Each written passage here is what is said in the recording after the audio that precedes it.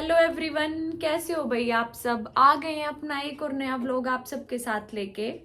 तो भाई आज कोई एक्टिविटी व्लॉग नहीं है, मतलब कि हम पूरा दिन की एक्टिविटी शूट कर रहे हैं। आज मैंने है ना, सुबह से मेरा बहुत मन था कि मैं आपसे आज इंस्टा पे मेरे एक फीड आ रहा था बार बार बार बार। तो मेरा इतना मन था कि मैं आपसे आज है ना, ITN बाबा है ना, वो उनके बारे में बात करूं। पता है, मैं जब एक चीज को बार बार बार बार देख लेती हूँ ना, तो मतलब मैं उस चीज में घुसती चली जाती हूँ कि हाँ, मुझे ये चीज, ये ऐसे क्यों हुआ, क्या हुआ। मतलब फिर मेरे को उस चीज की क्यूरियोसिटी हो जाती है जानने की कि ऐसा क्यों है, क्या है। तो भाई बहुत मतलब एक ऐसी स्ट्रॉन्ग स्पिरिचुअल पावर फील हुई मुझे वो फीड देख के, वो वीडियोस देख के। मतलब मैं सोच रही थी कि कोई बंदा 36 लाख रुपए का पैकेज छोड़ के, उसको सिर्फ पीस चाहिए थी, सिर्फ एक शांति। मतलब 36 लाख रुपए का पैकेज छोड़ के वो बंदा बाबा बन गया। एक अपनी देसी भाषा है जो, वो बाबा बन गया। मतलब उन्होंने कोई संतों का ग्रुप ज्वाइन किया है। मुझे बिल्कुल एग्जैक्ट ध्यान नहीं है कि उस ग्रुप को वो क्या बोलते हैं। एक अपनी कॉमन भाषा में मैं बता रही हूँ कि वो एक किस्म से बाबा बन गए भाई। मतलब एक बंदा इतना कमाया, उसने अपने सारे शौक, अपनी इच्छाएं, सारी चीजें खत्म कर दी। मतलब मैं यूं सोच रही हूँ कि हम किस चीज के पीछे लग रहे हैं।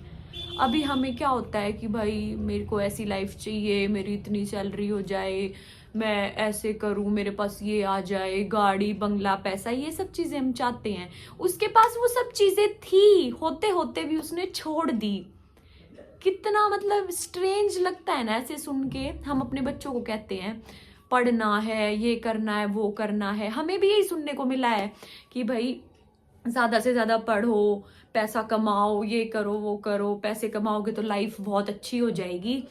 लेकिन मैं यूं सोच रही हूँ कि एक इंसान के पास ये सब कुछ होते हुए भी उसने वो चीजें छोड़ दी।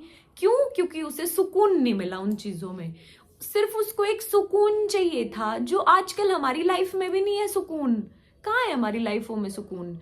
हम किसी भाग दौड़, बस कमाना है, ये करना है, वो करना है, अपने बच्चों का करना है, ऐसा करना है, वैसा करना है। हम खुद अपने बच्चों के बारे में सोच के, मतलब इतनी आगे की सोच के, हम आज भी अपना हलचल में मतलब स्पेंड कर देते हैं, बिता देते हैं।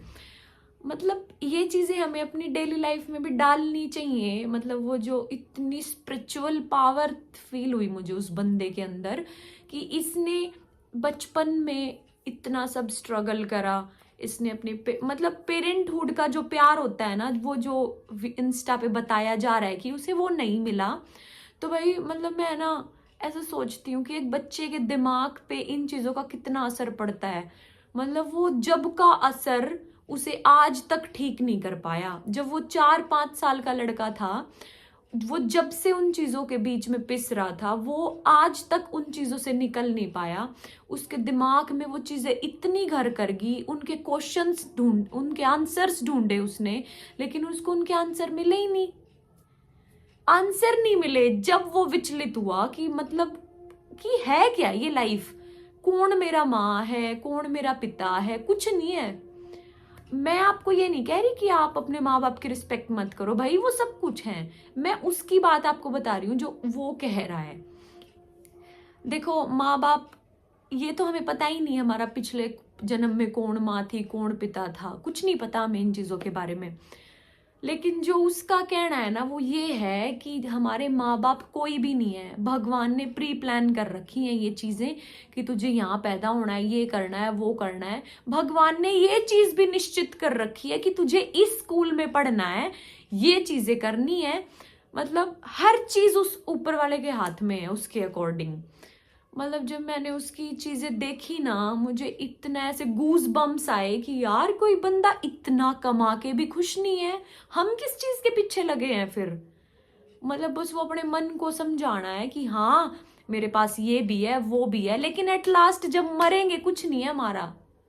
इवन अपना बच्चा भी नहीं है हमारा। बस ये एक भगवान ने ऐसा सिस्टम बना दिया कि भाई उसमें हमें रहना है, और उस हिसाब से सोसाइटी को क्रिएट कर दिया कि उसी हिसाब से हमें चलना है। भाई उस इंसान को देख के है ना ऐसा फील हुआ कि एक बच्चा अपने माइंड, अपनी सोल डेवलपमेंट के लिए अपने पेरेंट्स का किस हद तक प्यार चाहता है।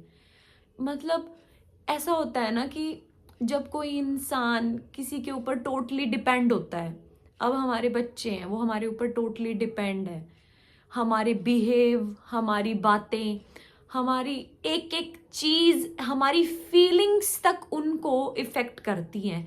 हम क्या सोच रहे हैं क्या नहीं। अगर मैं खुश हूँ तो मेरा बच्चा भी खुश रहेगा मुझे देख के, अगर मैं परेशान हूँ ना तो उसको ये हो जाएगा कि मेरी माँ को क्या हुआ। ऐसे ही उसने 4-5 साल की उम्र से ये चीज़ें फेस करी, उसने अपनी मदर को इतने स्ट्रगल में देखा, एक वुमेन फिजिकल वायलेंस जो होती है उसने अपनी माँ के साथ वो होती देखी। भाई मतलब कहना नहीं चाहिए, ऐसे रिश्ते होते क्या हैं फिर।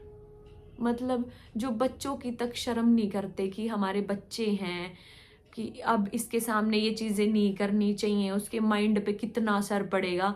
मैंने उसका एक इंटरव्यू सुना भाई, मतलब वो ये कह रहा है क्लियर वर्ड्स में कि मैं स्कूल से आता था, आके मेरे को पता होता था कि घर में अभी कलेश होएगा, मतलब मेरी माँ को पीटा जाएगा, मेरी माँ के साथ ये होगा, दोनों की लड़ाई होएगी। तो वो कह रहा है कि मैं 12 बजे उठता था, सीधा रात को 12 बजे, जब हमारा सोने का टाइम होता है, वो इंसान जब उठता है कि अब मैं बैठ के पढ़ाई करूंगा, घर में शांति होगी है। मतलब ये बात कितनी पिंच होती है कि एक बच्चा कितना डीप थॉट करता है अपने पेरेंट्स के बारे में।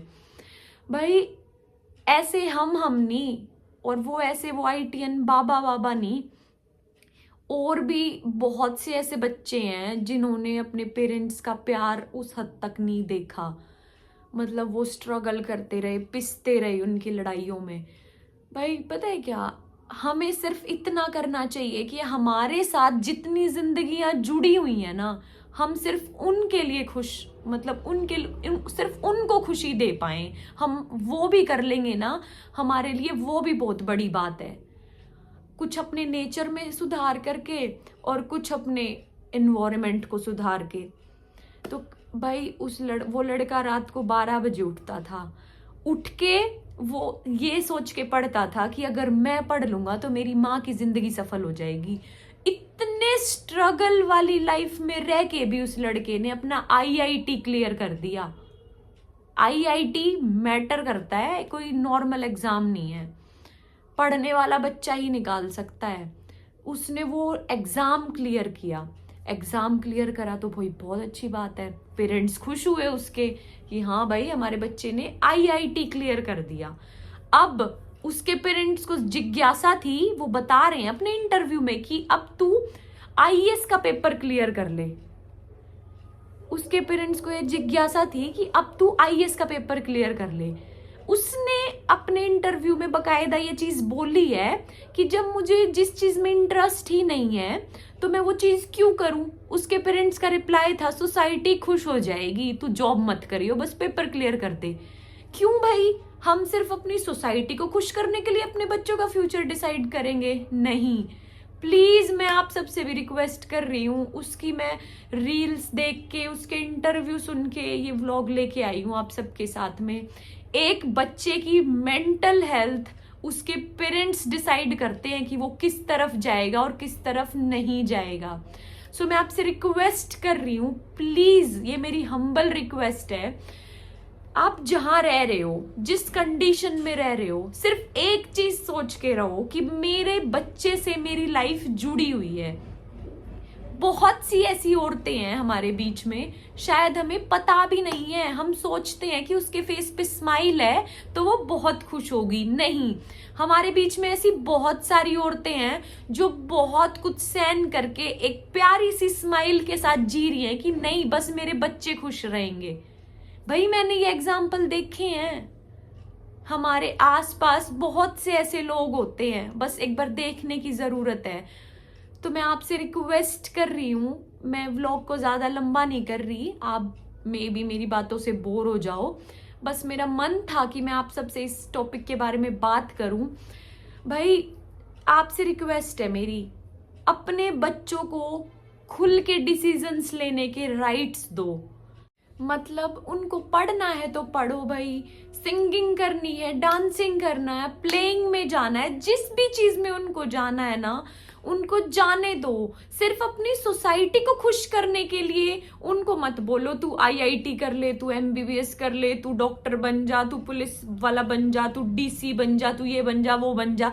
नहीं भाई, दुनिया वाले सिर्फ 1 दिन बोलेंगे, 2 दिन बोलेंगे, ज्यादा से ज्यादा 10 दिन बोलेंगे, लेकिन आप ये देखो आपका बच्चा सोसाइटी को और आपको खुश करने के चक्कर में अपनी सारी खुशियां खत्म कर देगा।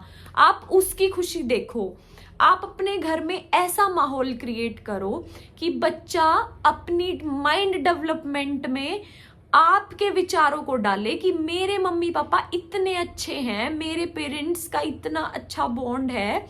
मतलब बच्चों को सिर्फ ये चीजें दिखाओ। लड़ाइयां सबकी होती हैं, लेकिन जो वो आईआईटी वाले बाबा ने एक चीज बोली कि जब वो चीजें बच्चों के सामने आ जाती है ना तो पेरेंट्स का कुछ नहीं घटता, वो बच्चों के दिमाग में घर कर जाती हैं।